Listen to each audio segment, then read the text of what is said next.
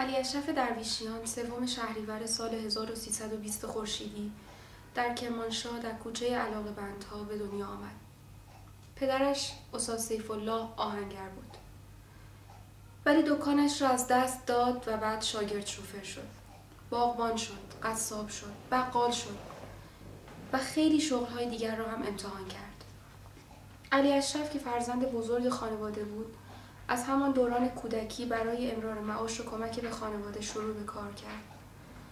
او 6 ساله بود که در دکان ریختگری دایی بزرگش شاگردی می‌کرد. مادرش زهرا سیگار قلم می‌زد و مادر بزرگش بیبی خیاط بود.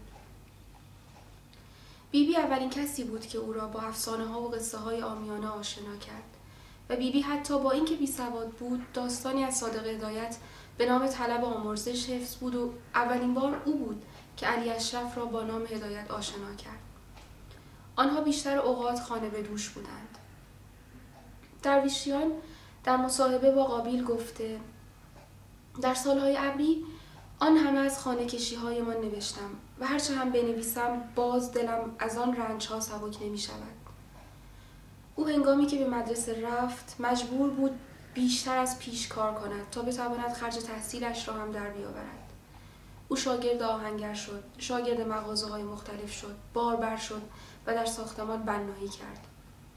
12 ساله بود که کودتای 28 مرداد اتفاق افتاد و او برای افسرها و سرهنگ‌های توده‌ای که تیرباران شدند اشک ریخت.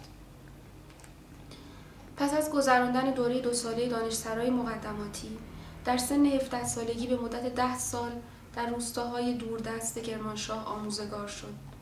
هنگامی که معلم شد، پدرش خانواده 7 نفری را به عهده علی اشرف که فرزند بزرگ بود رها کرد و به شیراز رفت.